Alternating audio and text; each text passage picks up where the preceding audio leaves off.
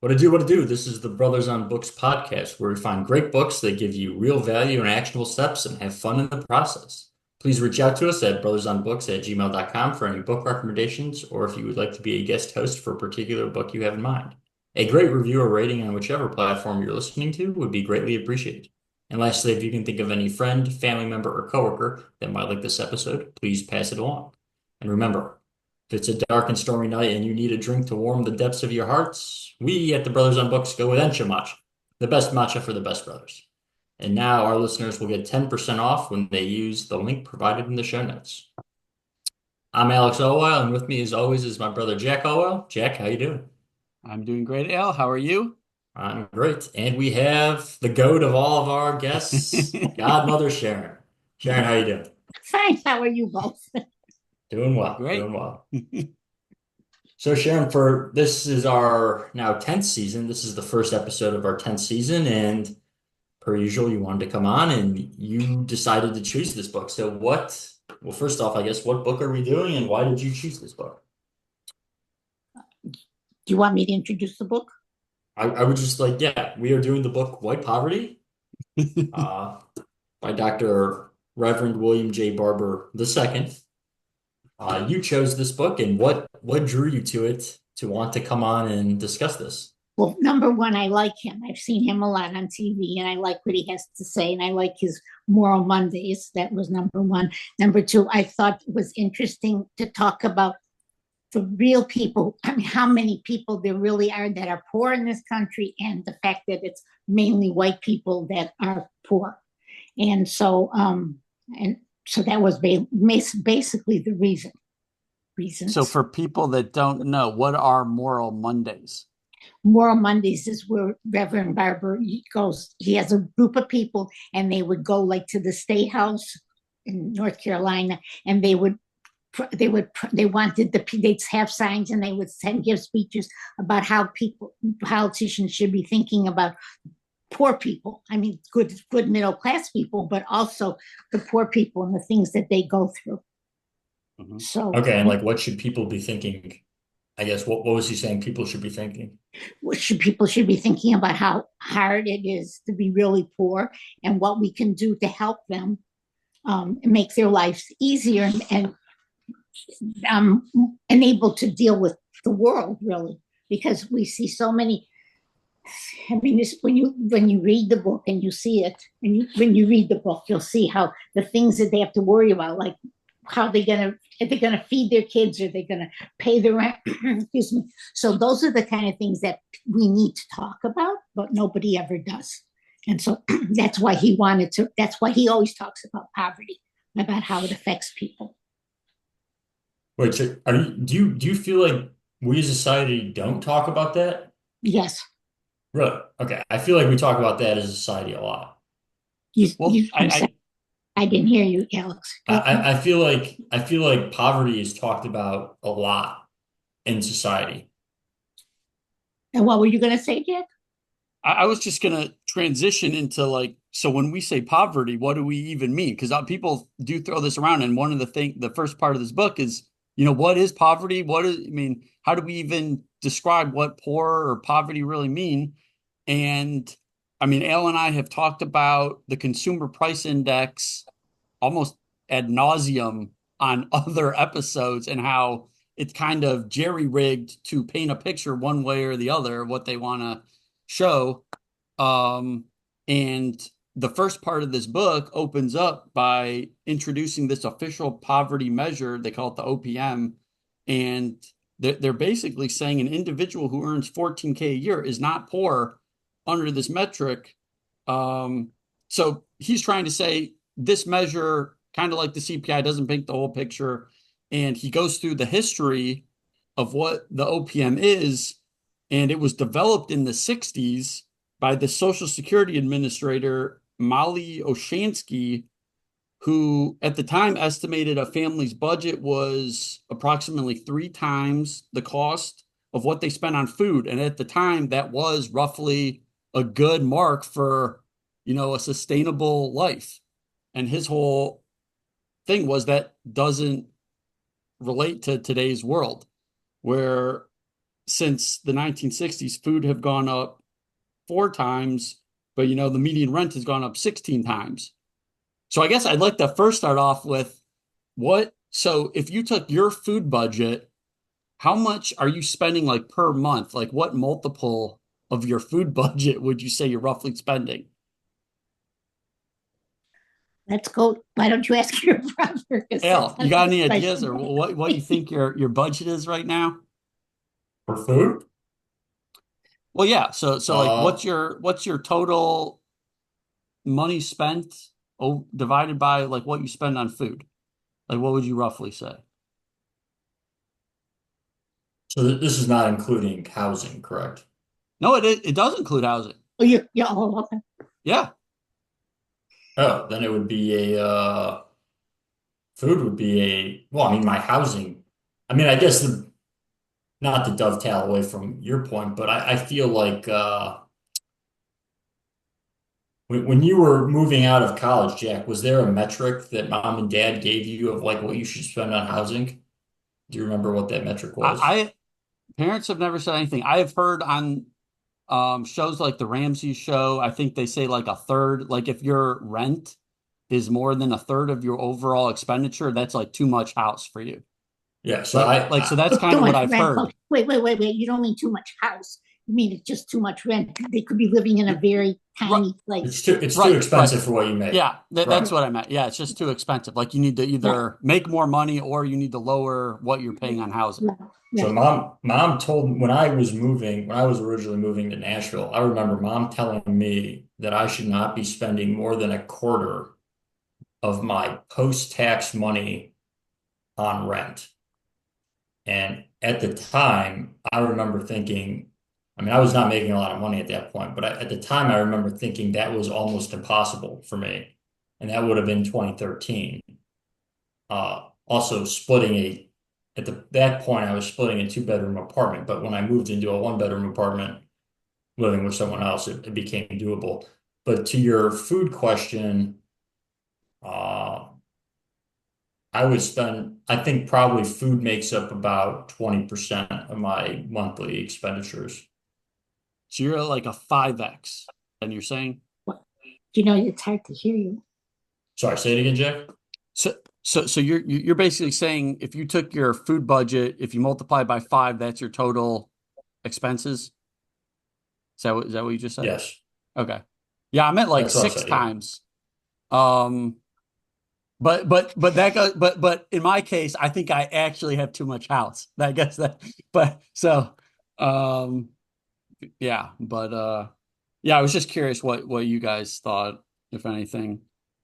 And then he goes through what would be a more appropriate question, something to the effect if like you just had a survey that said, could you withstand a $400 emergency? And by this metric, 140 million Americans are poor or low income, and this Well, isn't all encompassing, but he said 24 million are black, 66 million are white, and when it says 24 million black, he mentioned that that's 60% of all blacks. so the $400 emergency statistic, that is, could you pay that in cash? Lots of I'm, times people don't have credit cards, so it would I have to mean, be cash lots of times. Well, the point is, you would have, so that's what I'm asking. I mean, is that statistic saying 140 million people would be unable to pay that that, or they uh, don't have $400 in cash? That's according Also to with what no he's writing, credit. that's what he's saying. Yeah. That's a pretty high percentage of the population. But because there are so many people that are living right on the edge, Hmm. and as I say, that they don't know what they're going to do, like to sometimes to give food, to dress their kids, things like that. And a lot of these people are working low wage jobs. And as he mentioned, which I've heard, a man was working 3 low paid jobs. So Hmm. yes, there are a lot of people. Think about all the people that you see around you. see, I don't know about garbage collectors, but I think they pay a little bit more. But like people who have to work at the fast foods, or the people who clean clean places, or the people that take care in the nursing home, like with Toby or with my mother, those people, they're not getting that much money. Mhm. Yeah. I mean, I wouldn't like, I'm going to take this number at face value, but like one thing I was thinking though is I know a lot of people that actually make a lot of money, but they spend so much money that I don't even know if they would be able to withstand $400. So Right? I'm just, We're not I, talking about that. but that comes back to like a cultural issue of, this consumerism that we kind of have, but that might be a different topic. I think it is. But Because if you make that much money but you spend it, you could stop spending so much, so you'd be able to have the $400 to pay the you could, you and you could. Well, also probably have a credit card that you could put it on. So right. I think the point is you'd be poor at any income if that's the case. Yeah, I think I guess I mean I don't need to like say too much on this, but people I think pay a little too much attention to how much money they make and not how much they're like actually saving and how much their net worth is actually going up. Because there's a lot of people that make, I mean, you could make 60 grand and save more than a person that makes 120 grand. Um, and like after 10 years, the person that's been making 60 grand might be in a better position. That's all. Yeah. But Yeah, I mean, easily. yeah, neither Also, it here. depends on like where you live, because 120 grand in San Francisco, I think, puts you below the poverty line, Uh, which is, I mean, that was at least true. I remember when I was finishing up grad school, I remember looking that statistic up and thinking that is just absolutely wild. mhm. I guess the whole reason I brought up this OPM is because like we've talked like consumer price index, like maybe it's showing like 4 or 5%.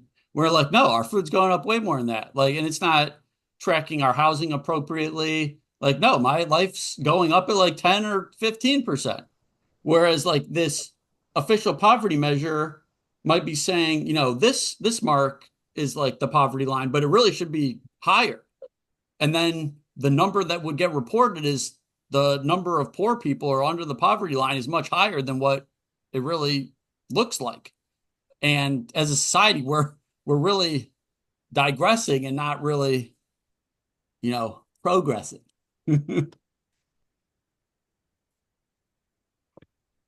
I don't know. Anything else in on what this way? topic? Now I don't understand, Jeff. What do you mean that we're regressing instead of progressing? What does that mean? Well, The I'm average guessing citizen is becoming worse off. the number of poor people could be going up at a like perhaps even an increasing rate, and we might not even know. That's true. That's true. But So but I also don't think that he's talking about those people.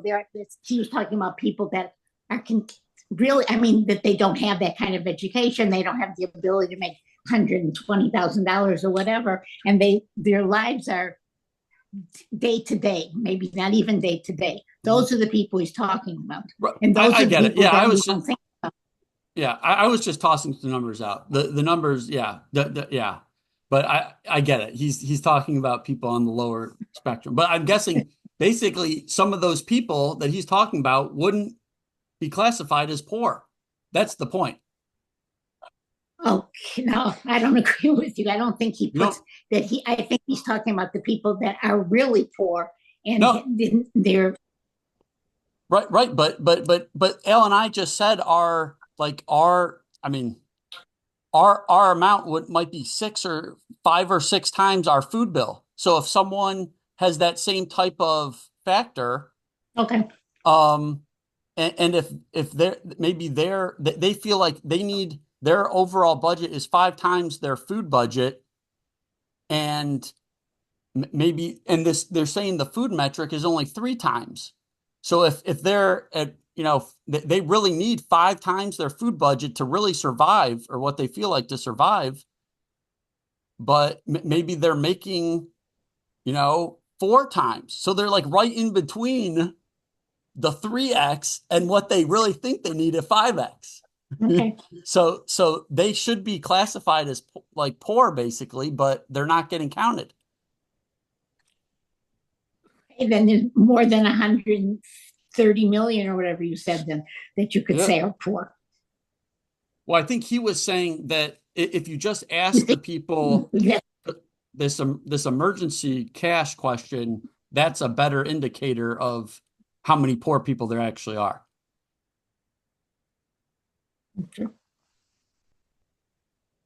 and I think he also means in that a person who not only could not afford it, but has no way to get it from anybody anyway, through a charge, through a loan, through friends or anything. Those are the people I think he's talking about.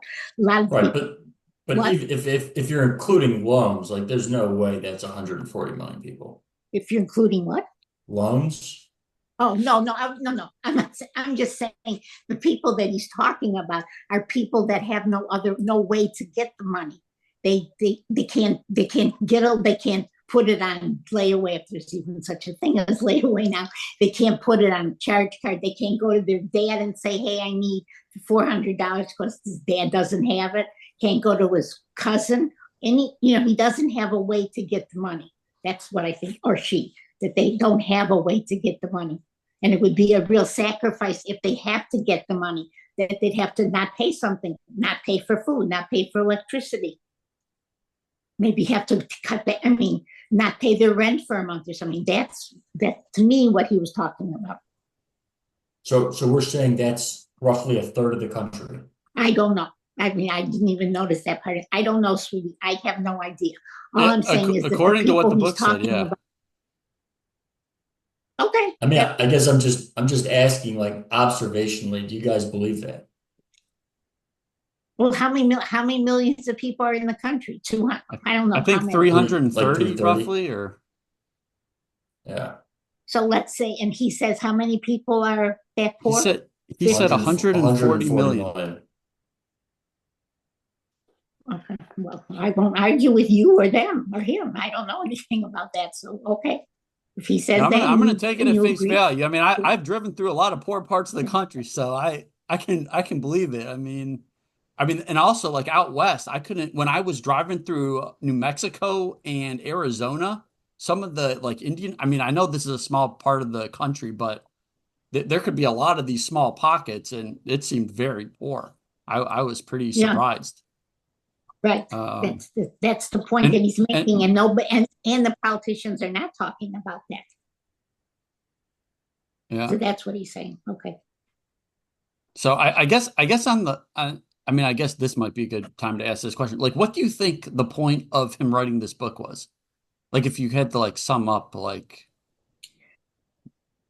why he wrote this. The point is, I think the point of the book was the first, which was the first part, which is that the myths that are bandied around the country is that poor. If you hear about somebody poor, they're always black, or maybe they're Hispanic, but there's not. It's not just black people; it's white people also, and they need to get together. They need to stop picking on or dividing themselves between each other, picking on each other, and they need to unite so that therefore people will see that there's many more people that they think, and there's many more white people that they think, because there are people that will say, oh, if if you're poor and you're black, of course, so that's their problem. But if they see that there's white people that are poor also, lots of people would think differently about it. So that's the point, in my opinion, of the book.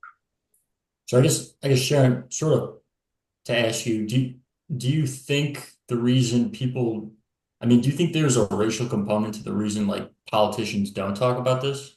Yeah, because they're not there. Those people don't vote. Or why people don't vote? Right. Those people, they don't go vote. They probably think, well, what difference does it make? Because no one's going to help me. But I don't. Do you ever hear anybody say, "Oh, let's take care of the poor people who don't have"? Well, they talk about housing, that they have to live in a car, or that they have to have 3 jobs because they can't afford the things that they have to pay for. Have you ever hear anybody say that? I mean, I feel like I hear about the war on poverty, like still. they say war and poverty, but there's a whole lot of things that mean war and poverty. That's number one. That means their school, that means their health, that means the jobs that they have, the housing problems that I mean, it encompasses a lot of things. That's number one. And then number two, there are, I forgot, I'm sorry, I forgot what my number two is. Sorry about that. That's what happens when you have an old lady being with you too. So you mentioned this, so let's get into the discussion around myths around, I guess, poverty. So I don't know. I'm going to just go. So one was basically that white identity. They're saying I can't read my writing. Pole skin is a shared interest. And I have a note here that says white identity has become more often than not a culture of shared fear. What do we think about this statement? Say that a quote. What is that? Alex, what do you think? Say that quote again, Jack. The idea white identity has become more often than not a culture of shared fear. And then I guess I'll say at the very end of the book, he kept reiterating this point, and he kind of summed it up at the very end where he said, the lies is always the same. It says that if black people gain something, white people will lose something. And that black people are told you cannot trust anyone with white skin. So that was at the end where he summed it up. But now I'm referencing in the middle part of the book, the actual myth. And so what do we think? This white identity has become a culture of shared fear. What do we think about that statement? I don't even really understand what it means. Is he just saying, like, if you're part of the white identity, you're shared fear? No, I think what he's saying is that even though the white people, black people have the same kind of problems, white people don't want to. They think more about the fact that they're white and they don't have the kind of they don't associate themselves with black people or Hispanic people or Native people. They just think, well, I'll deal with the racial, the people who the politicians that are telling me that that is not my fault. I don't have any problems, and all the problems it would be taken care of. It would be if black people stopped being so poor, and if they stopped taking all the government's money, because they want the politicians want them to believe that that's what their problem is. Not that the problem is that the rich are getting richer or corporations are ruining ruining cities. They don't want them to think like that. They want them to think, oh, it's not me. It's not anything that I can do, but it's just that the other people are lazy or they don't want to do anything. That's what they mean by fear, if that makes any sense. Okay, first off, Sharon, can you lower the iPad so we can see your face again? Scroll. Okay, there you go. Wouldn't that other people are lazy? Like, wouldn't that invariably be them being lazy if they don't want to take the responsibility to go out and like better themselves? They would rather identify, in my opinion, they would rather identify as white and therefore believe what the politicians say, which is you're not getting the reason you don't have things is because all these other people have it. So they would rather believe that than the fact that they are poor and that they would be better off uniting with other people, black people, Hispanic people, and thus fight for what they need. I mean, look at poor people that are voting for Donald Trump, and he's not interested in them. They're not going to get but they would rather identify with a person that's white and tells them how terrible everybody else is than to say, oh, my life is terrible, and look at these people, their life is terrible too. Why don't we see if we have so much in common? Why don't we see if we can work together? Do you think there can be a political solution to this? Well, if you could get people poor people to unite together and try to make their lives better, and then everybody else's lives would be better. If that could happen, I'm not sure could it. I guess I'm just asking, in your opinion, do you think it would be better for them to unite like politically and try and make their lives better than that, or to just individually try and make their own life better? They life's can't, better. no, but see, Alex, a lot of the people can make things better. Look at when he was talking about the people in Appalachia. Appalachia, and there's no jobs around. Even the coal mines have closed down, the factories have closed down, and there's no place to get a good job. Even the hospitals are closing. So where can they really? So how is it their fault? Well, they would have to move. That is that is what this country was built on, was people moving for better opportunity. Are But they? right, but first of all, many people don't want to leave their family. Number two, there are people that are Well, in their 40s or even their 30s, and they don't have nowhere they're going to go where they can get a good job. sure, that's true. Yeah. So, But I guess what I would say is, like, don't you think they? I mean, we're sort of getting off tangentially, but I just philosophically, like, don't you think an individual would be better off trying to do something for themselves than to politically do something with another group? no. Okay, I guess we disagree at this point I mean, then. I think I agree basically with what Sharon like summarized the issue of the book is. Like and like the way I'm reading this, if I'm like him trying to envision what I want, he's basically saying, dear poor white people, your voting method or the way you've been voting, if you vote at all, is not in your best interest. That's what he's trying to say. And It's true. So, okay, Sharon thinks it's true, anyways. Yeah, just, I guess, just yeah. one quick. Excuse me. Can I say one thing? Why is your voice? Wait, Alex, I don't know if you're having this problem. Your voice is shaky and it goes in and out, Jack. Is there a reason really? for that? It has to do with his connection. Oh, really? I think you're like freezing a little bit, and then like right, the video's freezing, and then like your voice is catching up. right, Oh, right. okay. So, anyways, I just wanted to tell you because sometimes I haven't been able to hear what you were saying. Okay, shucks. I basically, I was saying I basically agreed with what you said. If I had to summarize the book, he's saying, who is you? Wait, excuse me. Who did you agree with, me or your brother? I'm agreeing, Sharon, with your summary of the book that he's saying, poor white people, you're not voting in your best interest. That's what he's saying. That's what he's saying. That's what he's saying. That's right. That's right. That's true. Okay, so let's let's Well, go like, on. I guess Sharon, like, what would you envision would be different if they voted differently? If they were united, they could work on raising the minimum wage, trying to get labor unions back into the factories or into the workplace.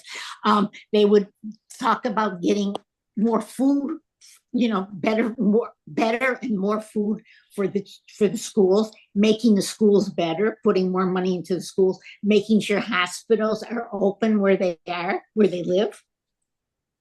So those are just some of the things. Right. But I mean, just dumping, I guess on the point of education, like just dumping money into education doesn't always lead to better results. It's often true that like, look at Baltimore. Like, doesn't Baltimore have the highest like per capita like rate spending of education and still like abysmal education? Okay, I don't live in Baltimore. I don't know, but going back from Detroit.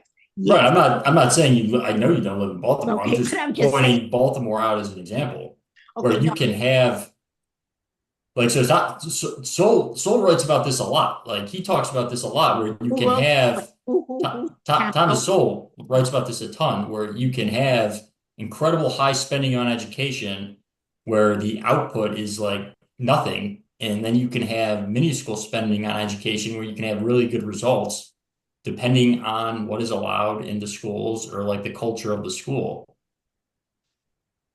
I guess I mean, you're an educator, like what are your thoughts on that? Like, my thoughts to that are the city schools are they have a lot of kids in the class. They don't have enough teachers. They have teachers that are subs because the teachers leave or whatever, or they're going maternity or whatever, but there's always a lot of subs. They don't have, when I used to teach, we had old books, or they were old books, or they were changing books all the time. So they didn't have any, so you have old books. You don't have, we'd have to time the bathrooms didn't work.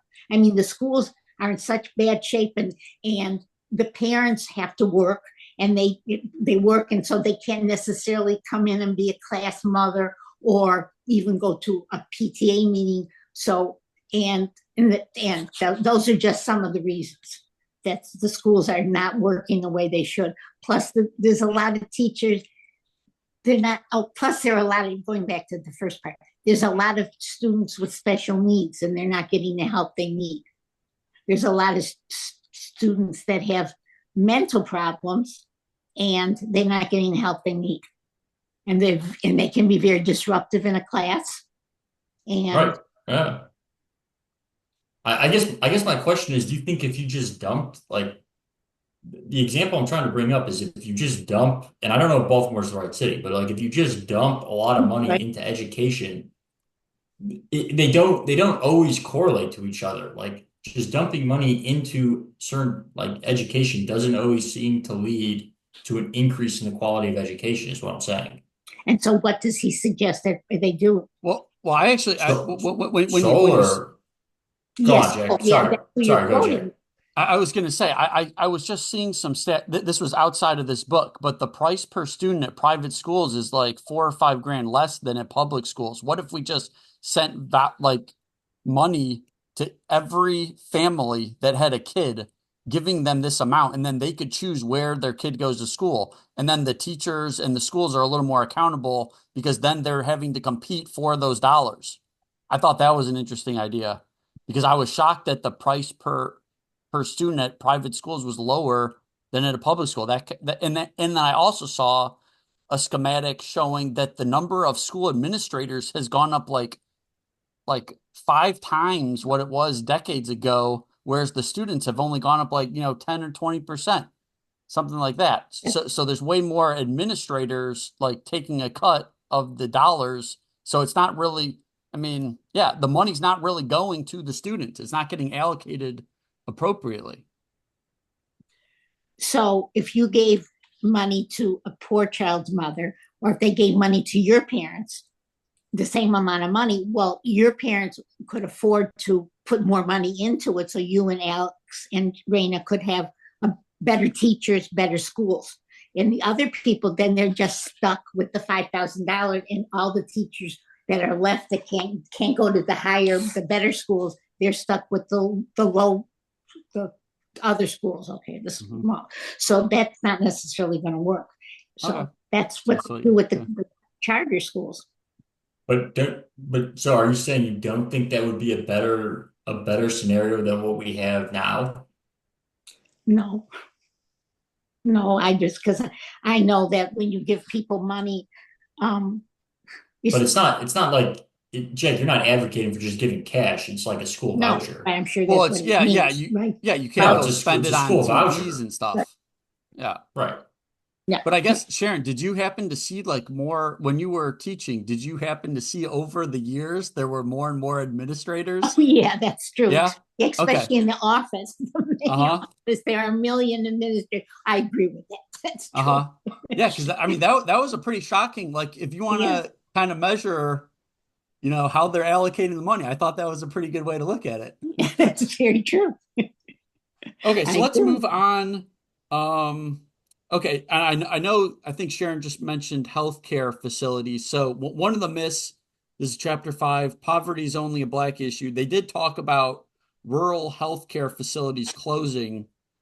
So I guess there's a couple things we can talk about, like how do we feel about these facilities being subsidized by the government, and do we think they should be, or should people have to just move? Like, what do we think about this?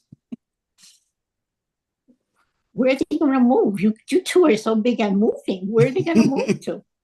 Well, I guess, a house. Or maybe the thought, or maybe it's just something you have to live with. Because, okay, so I'm just going to say an example that this is just me. This was a couple months ago. I went to Arizona. I met this guy living off grid in the middle of nowhere. And he was saying, if he gets, stung by a scorpion or attacked by something, he's pretty much dead. and he's willing to live with this risk. He told me, like, I'm just gonna die. I mean, he moved from Indiana. So are people, I guess, well, yeah, I mean, Well, so what if you have do kids? Okay, what if they have kids and your kid gets bitten by a spider? I mean, whatever, a snake or whatever. You're just going to let the kid just, oh, well, that's just too bad. They just, we'll just see what happens or whatever. No, Jack, you don't mean that.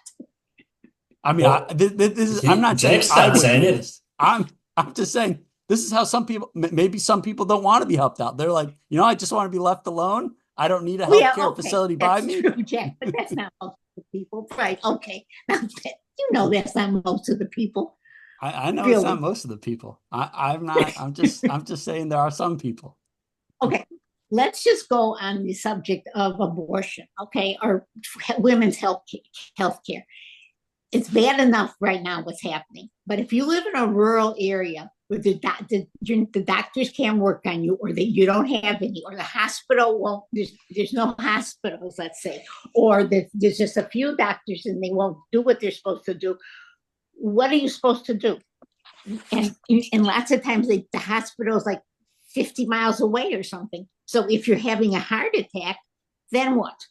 Well, okay. I mean, Sharon, if I'm having a heart attack, like in my house, like I'm like 25 miles away from a hospital. Like, I mean, what But does you still anyone have do? there's an ambulance that will take you there. I mean, you can, Just you're not, like, I mean, I'm probably not in good shape, but same to those people. But you know where the hospitals are. You choose to live. Can you lower the iPad again? There you go. Just want to see your face, Sharon. oh, you're talking to Jack. Okay. But you choose, like, I mean, your point to abortion, like I feel like I've gotten into I've where I live, I've gotten into this argument a lot. Like, if this is such, and you're not gonna like what I say, but I'm if sure this not. is such a big issue to you, you should leave Alabama. And that's what I said. Like, if this is such an important issue to you, you should leave. Like, if there was an issue that I felt so strongly about that I'm out there like screaming every day about how unfair it is, I would leave. I would take my substantial amount of tax dollars to the state, which I thought was going to be a lot less when I moved here, and I would go elsewhere. Like, I don't know. I mean, I know what you're going to say. Some people can't move, and that's true. But I think there are probably a lot of people that moved under harder situations than the subsection of the population in America we are talking about right now. It's not just a subsection of the population. It also affects men. It also affects homes. Right. Sharon, I'm talking about everyone. From, like, if there is an issue that you are so strong about, regardless of who you are, I think you should leave. You should Okay. leave the state to a different state, and you should give your tax money to that state. And Okay. then First of all, if let's say you live in Alabama, I do there's live not in that Alabama. what? I do live in I, Alabama. right. I'm saying let's talk about your state, Alabama. Sure. So where all the other states around you are, you can't get abortions there. So where are you going to go? You're going to come up to New York? You're going to come up to Maryland? Where are you going to come live? I And mean, what about money to live? People What? from New York moved to Alabama. That's been happening a lot. I Yes, mean, but they have the money to move. They're not just going there because they can't get an abortion. They going because they have a job or they're retired, or they have some money, they have family, something. You can't, if you live in Alabama, you don't know anybody in Maryland. So you're going to come to Maryland? What are you going to do in Maryland?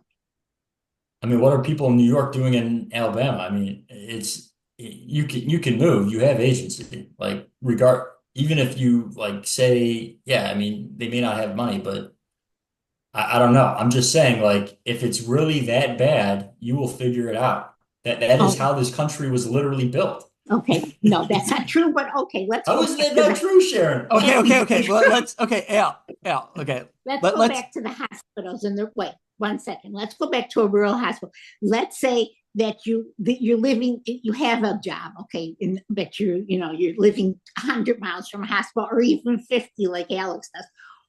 What if your mother has a 25. stroke? What? 25. What if your mother gets sick? What if you have a heart attack?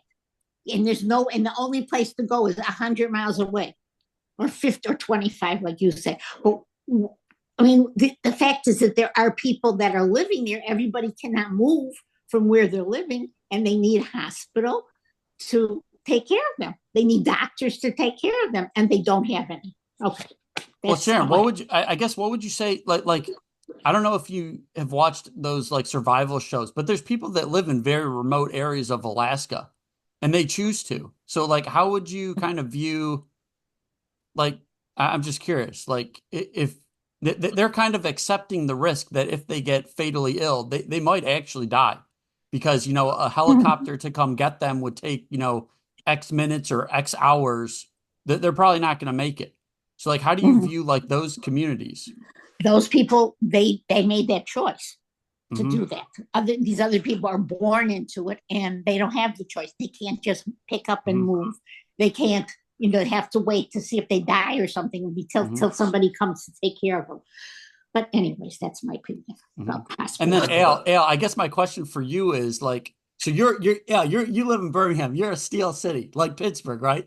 So Yeah, Steel City of steel, the South. they moved like all the steel companies to like China. Yeah. Sure. So if you're one of those communities that got decimated with companies up and moving, like right. Those people that have been specialized in the steel industry can't just move to China. So Right. Yeah, that's true, right? So what should they I do? guess like You should figure out a what new would you skill, propose or in that? Yeah, I'm I curious. mean, I don't. Well, for one, I guess just to be somewhat, what's the word I'm looking for? Contrarian. Well, I was going to say there hasn't been a whole lot of steel here in many, many years, but But if the they used city, to if call the companies Birmingham the just upped Pittsburgh of and the South. left, yeah, it was a massive steel production. I mean, I think about this all the time because a lot of times I think like there's a good chance that my job will be outsourced, and I think about what I would do.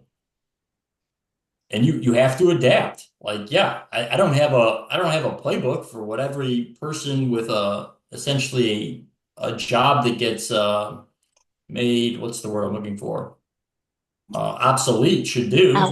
I'm just saying, like, if you have no opportunity, you should go find opportunity.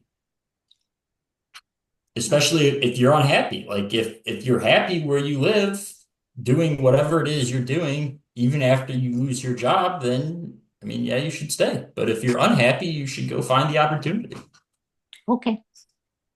That's all I'm saying. Like if you're really that unhappy about your situation, you should leave for better pastures. Okay. All right, sweetie. I heard you. I That's don't agree literally with that's you, but literally what all of us have done. we have the ability to do that. We have the money. We've had the resources. We've sort of, I mean, some of us have had a good education. So yes, we can do it. But other people can't. They don't even have the money to move. You But probably Sharon, the do. point I'm making is that what the people you're talking about, there are people that have moved under way worse circumstances. Okay. Okay. Yeah, this is the part where I don't. kind of have like a split idea, I guess, because I don't really, and this is, I mean, we were talking about this in economics in one lesson where I said, if you took capitalism to its extreme, people should have freedom of movement across borders. There should be zero borders. That would be ultimate freedom. But that's not what we have. And the companies have more freedoms than the people do in terms of movement. If someone is really skilled in one way, but all those jobs get sent to a different country, that person doesn't have as freedom, the same freedom of movement as some of those companies. And I guess that's the part that I don't like. Right. Right. You're not always, it's not always your fault when something, well, forgetting the people that are born poor, it's not always your fault that you don't necessarily have a job. Like Jack says, the company could be moving even to another state. And if they're moving to another state, it's a possibility that there's a lot of people in that state who would be glad to take over the jobs. So where are you going to go? If somebody moves from Wait, this company moves from Alabama to, I don't know, Texas, there's I a was I was Texas. never blaming people for not having a job. I was just saying if you don't like your circumstances, you should look to change them. And I think that's good advice too. It doesn't help anyone to consider themselves a victim. So I can get on Right. board with that. Like people have agency to, Right, change their life. But to change their life. Like, Okay. right. okay. All right. So let's go on to some hopefully beneficial, helpful questions to talk about reconstructing democracy, as the Reverend would say. Um, so one point he brought up is that we value profits over people. How do we view that question? Do we value profits over people? We do. Just for example, okay, the Washington Post, the Washington Post, a lot of people read. They were taken over, as we know, by a very rich person, Bezos, whatever, Jeff or whatever his name is. And they decided at the last minute that they don't care what anybody said. They don't care even the people who work for them say, that they decide they're not going to endorse anybody for the presidency. Well, that's what happens because he's worried about the profits that he's going to make, or if Trump wins, whether, to be able to get different contracts and things. So yes, he was thus thinking of the profits that he could make instead of what's going on in his own company.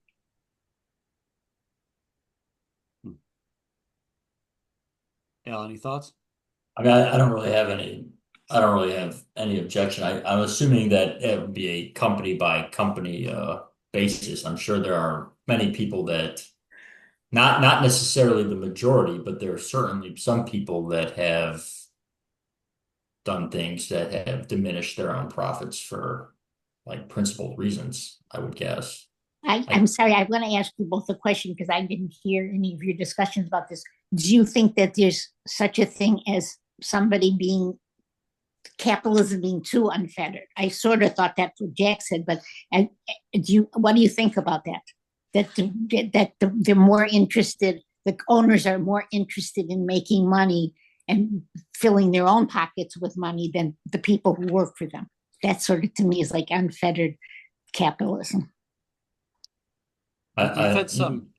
Go ahead, you Al. go, Jack. No, you go.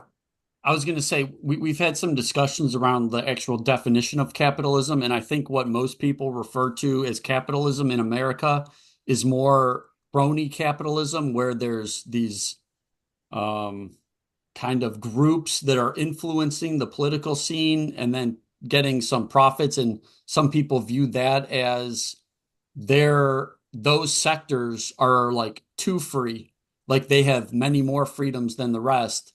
But if we took the actual definition, there's basically too many rules in place that give privilege to those sectors, and that's not really capitalism. Capitalism is less regulations. So, and it's in its most extreme sense, it is like the freedom and just the natural To do whatever you evolution. want. Yeah. But people, I mean, I've really changed Do my whatever you stance on want. this because when people think about freedom, well, in the Stiglitz book, he made a good point that freedom for some wolves is death to the sheep. So if someone's, freedom is like, I can, chop your head off and then take all the stuff that you own. Well, yeah, I don't want it to be that free. So I'm okay giving up some of my freedoms to protect and enforce some rules. But I would view what you've described as crony capitalism, and I don't really like the bailouts to some certain banks, and I was kind of thinking a lot of when we say profits over people, I'm kind of thinking like, well, what allows the profits to go up in the first place? And it's a lot of times, I mean, we saw it during COVID, like money printing. There's more money getting injected to the system, and well, the companies can just increase their prices and then don't have to pass it on to the workers. That's what allows them to do it. So the in my eyes, and the Reverend kind of said, a Reverend is supposed to be like a surgeon. They're supposed to diagnose the actual problem. And in my view, the actual problem is like the monetary system that the the government can basically print money. That in my eyes, that is the problem. Like if you just weren't allowed to print the money, it would be much more fair. You wouldn't be able to steal from people because like inflation is basically stealing from people. So in my eyes, if you just regular or What do you mean like the government would steal from people? right. So in my view, if that money didn't get injected to the system, we wouldn't have an issue. Okay. Okay. Okay. I don't That know. was a sly look, Sharon. I think you have some disagreement Because there. I took one class in economics and I don't even remember, and I didn't do that well. And you saw when I was going to read that other book last year, it had too much economics. So I don't understand all that. So whatever you say, Jack, 'cause I don't have to Well, Sharon, just like, okay, so like, we got one Tootsie Roll in our system. We got $1. Okay, so like we're exchanging Tootsie Roll for $1. Then we put like $2 in the system, but there's still only one Tootsie Roll. So the price of the Tootsie Roll goes up.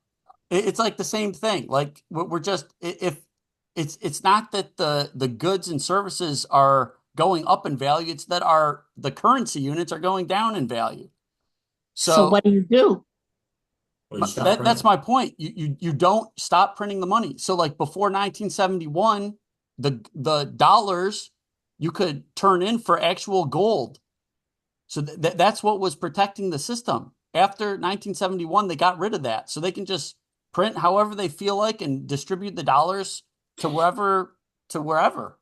Well, it would have been before like 33 or whatever, right? Probably. Because whenever No, no, FDF, no, no, no, no, 71. that's Nixon took the dollar off the gold standard. right. But American citizens didn't have gold between like 33 and 71 because FDR took all the gold. Right. And why did he do that? Well, he took the gold to make people use the dollar. And and then of course the price of gold shot up. I was just saying that to be difficult to you because people between that time period were not exchanging gold for dollars because they did not have gold. Okay, smart ass. Okay, like but the numismatic coins were safe, so there. So some people did have gold. Okay. Hey, I didn't realize it was I don't going know to what be that an is. What's a economic new, class. I new didn't realize that. Maybe we should get back to the book or Yeah. finish it up or whatever. Okay. Let's not go into economics. I'm out of it. I don't even know anything. I agree with what Jack said. I would just like to voice that opinion. Other than there should be no countries thing, I still don't agree with. But What? mean, No country. No country. What? It has the gold standard. no, just like no borders for countries statement Jack has made. I don't know if you just made it, but you've made it in the past. well, I'm just saying if you took that book to its extreme, if things are really free, people should have the freedom of movement to go where they're treated best and where their skills are paid the most. Uh-huh. Okay. Okay. I mean, I heard a great, actually, we're going to link to this. Patrick Bet-David did a great talk on trade deficits and how it's kind of like two people working are giving each other referrals. And then, they're tracking, over a year, the one person's given 10 more referrals to the other guy than he's received. And then after 5 years, he realizes, what? I've given you like 1,000 more referrals than you've given me. Like, what's the deal here? And that's basically what we've done with the rest of the world. We've sent business to like China, Germany, all these other countries, and we haven't gotten anything in return. well, no, well, hold on, that's not true because we Yeah. get when we get to buy stuff cheaper. I mean, cheaper. And that's what and that's like if you refer someone to someone else, they say, well, all the clients you've sent me, I've treated well. And yeah, and that's exactly what they're saying. But but you got to assess, are you getting have you gotten into an arrangement or a relationship that is beneficial to you? Sure. Because like us moving all the steel companies to other places, and you saw it during COVID where we are reliant on supply chains in other countries. And so there are some questions to be asked, I think, about us sending jobs to other countries. Yeah, that's fair. And then they send jobs to our country. But no, that's Jack's But point. not They but really not as don't. much. That's the point. Okay, We're not getting as much as but they are. okay, but think about it this way. Think about it this way.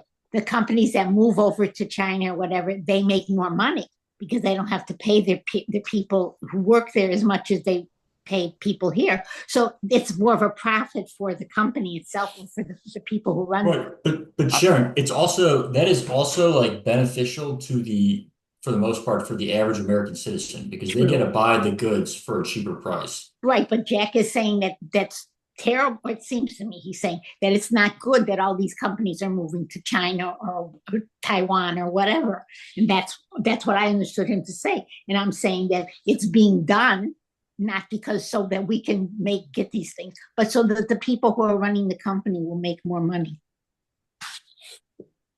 Okay. Well, that may be true, but like a side effect of that is it is beneficial for us as That's a true. country as a whole because we get to buy products for Right. cheaper products. Right. That is true. I guess the counter argument would be like you saw it during COVID, where the supply chains were very much interrupted. So it could Right. be Yeah. a Sure. national defense issue at some point. And now none of That's our, no one, do we even know how to make steel? I don't even know if we have a steel company here anymore. Like, but I guess the part that I don't like is that back to the freedom of movement, the companies have the ability to shift. I feel like most people do not have the same freedoms of movement across country borders. do you know how difficult it is to move a company from America to somewhere else? How long does it take? Do you know? I mean, it could take 5 years, could take 10 years, who knows? Well, But they could how build it anew I in the mean, new country. they're moving to Mexico now. China's yesterday's news. Now they're going to Mexico. I guess my point was if it takes 5 years to move a company, how long does it take? I mean, some countries are different, but how long does it take to get citizenship? Or at least a green card or to become like a resident alien? I mean, I have friends who moved here who still aren't citizens, 10 years after they've moved. I mean, are they trying though? Yeah, sure. Okay, okay. I'm just asking. I'm like, because I don't know. You make it. I guess the way like when you talk about this, you make it sound like a company can like from one day up and move and be operating fully in another country versus a citizen like or a human like it takes years and years. But they probably start building a company in another country, another in Mexico, let's say, before they totally cut down. They totally close down the company here. Sure, that's very possible. Yeah. Okay, so I what's guess next? the only thing I would add to Jack's like rant on capitalism, which I thought was very good by the way, was the I this is the old Gammon quote that the wealth of a nation should be measured in its good and service, not its dollars. So That's Adam Smith, right? I don't know if it's from Adam Smith. I hear Gammon says it all the time that the wealth of a nation should be measured in its goods and services, not its dollars. Well, that makes sense. Right, but that's sort of like everything Jack was saying about the printing and the inflation. All right. Okay. I'm just curious. Maybe I shouldn't be asking this in the recording. Do you two ever disagree on these things? Sure, we disagree on the countries thing. Oh, well, those are And little. the more I started, well, I don't know if I totally disagree, but like the big pharma stuff, the Stiglitz book made me start thinking a little bit. So I picked a book on that. So maybe Al and I Oh, don't so know. I'm not, yeah. yeah. So send me that. Send me the list, and I would like. Okay, we're not supposed to talk about that now. Okay. Anyways, let's go on with what we're doing, or we can close up for tonight. Sharon, Um, I noticed you downloaded all of our backlog of episodes. I'm assuming that was you. So you could listen to our season 10 book draft and see the list of books. Is it really? Yeah. It's Okay. the last episode that was published. Send it anyways. Send it anyways. So, anyways, that's what we have to say. Well, all right. So, what time? We've been talking for a long time. Yeah. I mean, I guess just to bring it full circle, like should we just if keep we fighting about go, something? What? Should we just keep fighting? I'm sort of enjoying arguing. so like I know we kind of talked about it, but like just going back to this statement when he was summing it up, if black people gain something, white people will lose something. And then to the blacks, you cannot trust anyone with white skin. Like, how do we feel about those statements? Like, do we think that is actually, and what's that? I'm saying that's what he's saying that people think right now. And and uniting would help you to change your opinions if that's how you think. Mm-hmm. But do we think that is how white people think? Do we actually think that? Like, wouldn't that be how black people? Wait, wouldn't that be how black people think? No. The statement is, if black people gain something, white people will lose something. What was the second statement? The second statement is what they say to the blacks. You cannot trust anyone with white skin. Oh, yeah. I mean, I think they're ridiculous statements, both of them. Right, but the point is that there are people that think that, and if you were uniting between races, then you would learn that that's not the case. You'd understand people better, and you'd be attuned to the fact that they're having the same problems you're having. So I think that's what he's saying, is that we have to overcome, by joining together, they'll help us to overcome these feelings. Okay. I mean, yeah. Well, I think they're both. Here's a broader question. Do we think that most things are like, they call it like zero sum? Like if, someone's winning over here, the rest of people are losing over here. Like, do we think the whole pie can actually, do we think things are zero sum, or do we think we can all grow? We can all grow, but we don't. That's not the case right now. Okay. That's my understanding of your question. But the attitude that I see from people is that if some black guy gets my job and gets a job, then he's taking away my job, which doesn't have to be true. And if they knew each other better, then they could understand what's going on, what's happening. Didn't know you were going to get this kind of stuff from me, did you? Both of you.